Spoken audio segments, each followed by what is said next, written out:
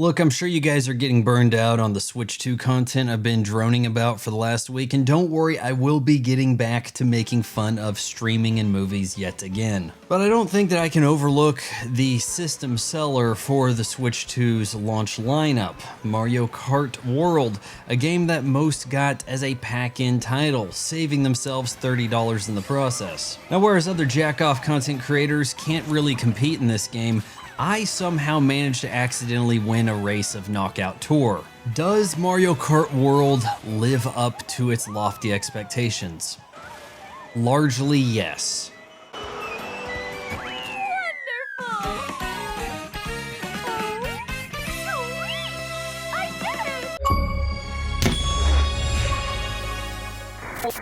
Mario Kart World is the latest entry in the storied series, the first in quite some time, with the Switch receiving a dressed-up version of the Wii U's Mario Kart 8. This time Mario and friends make the jump to glorious 2K upscale to 4K, but at least it's running at 60 frames per second. Not exactly a transformative graphical experience. It won't take any gamer long to spot textures here that Sony and Microsoft would not play with. Sand that isn't grains, a cow that doesn't have fur. Yet still there are other visuals that are quite peak and evocative of the Nintendo design language. Surreal but comforting.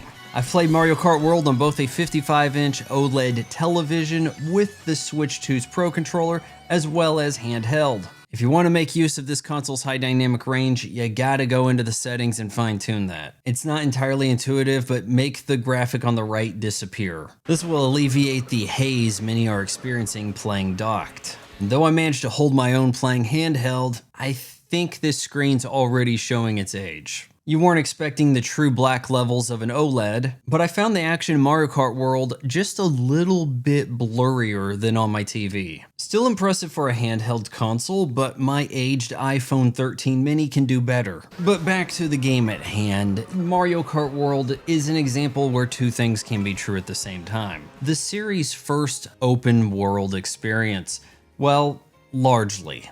Much of your experience with the open world will be in the kind of hub form. Oh, well, there's nothing to do. Well, this map that indicates that there's a gajillion P-Switch challenge missions says otherwise. It invites exploration about as well as one could expect out of a kart racer. But Mario Kart operates in its own set of rules. There isn't a story, nor does one demand it. Many familiar modes return.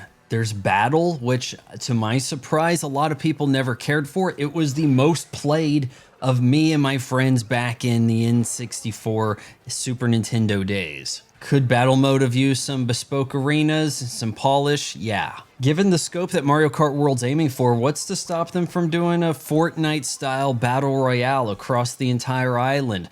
Maybe teams of 4 duking it out among 100. And on the single player side, you got time trials and Grand Prix where you go up against CPU racers who are never great, but they are in cahoots. Winning unlocks new characters. Taking part in races, collecting coins in the hub world unlocks new carts. Grabbing a sack lunch from a vendor can get you a new costume. Now maybe you're already in a costume you like, but you want to use this for the extra speed boost.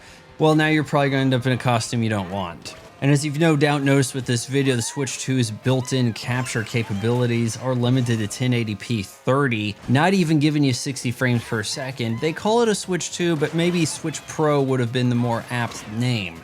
Now, while it seems as though the open world aspect of Mario Kart World is where the attention has gone, the real queen in this lineup is the Knockout Tour. Played single player or online, you're pitted in a grid of 24 racers vying to make the cut at the end of 6 connected courses. Knockout Tour is the secret sauce that makes Mario Kart World a system seller. The action is non-stop frantic, has you on the edge of your seat.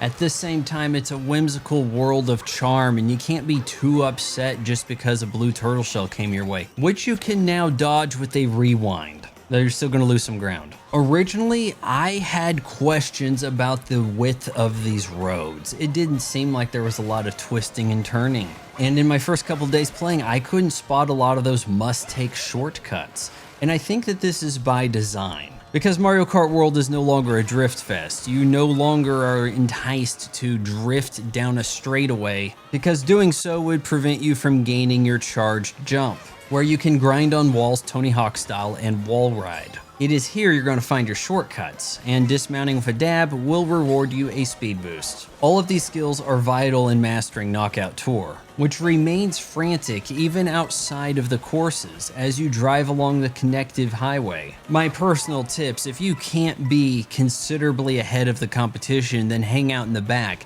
Be rewarded the best perks from these now rapidly regenerative item boxes. Take a breather and chill in the back, let everybody else get bounced. Because now when you eat a shell in second place, you're gonna get hit by everybody coming up behind you. First place will not be rewarded any items that gain speed, but you do have a slim chance to pick up something that can fend off attacks. Don't be afraid to throw a shell, fireballs, or boomerang backwards when people least expect it. But if all possible, maybe try to slide into first while still holding a mushroom. And if you fail at the final course, one which you have less experience in because you don't get that far often, hit it up in the time trials, where you can learn the best routes and how to take corners. Recent entries in Mario Kart seem to have just been filled with old courses dressed up. But in Mario Kart World, whereas some of these courses have the imagery that's familiar, the layout is now vastly different with these much wider lanes. To my surprise, making one of the questionable design choices of Mario Kart World truly one of its strengths. Yeah, devs, you can't just simply drag and drop old courses into this game. Mario Kart World's surely going to have some DLC adding courses, maybe even some more costumes. Why does DK only have 2 outfits? Because Nintendo has been steadfast to this tradition of having one Mario Kart per console.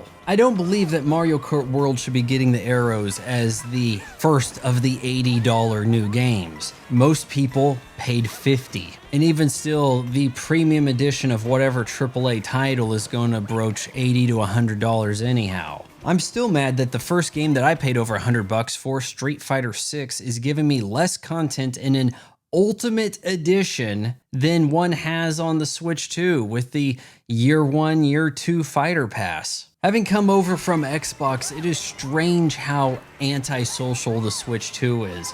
I can't communicate with any of my fellow racers, so if you want to make any friends in Mario Kart World, you got to make them somewhere else. Probably on some subreddit or Discord, because God knows you're not making friends in the real world. But suppose if one were to have these mythical friends, you could make use of one of the Switch 2's main new features, Game Chat, communicating from your console without having to put on a headset. And you can connect any webcam you like to be able to put your face over your racer. And then if you get spun out, make some silly faces. You could become highly addicted to Mario Kart World's Knockout Tour. The replay factor is high enough to just $80.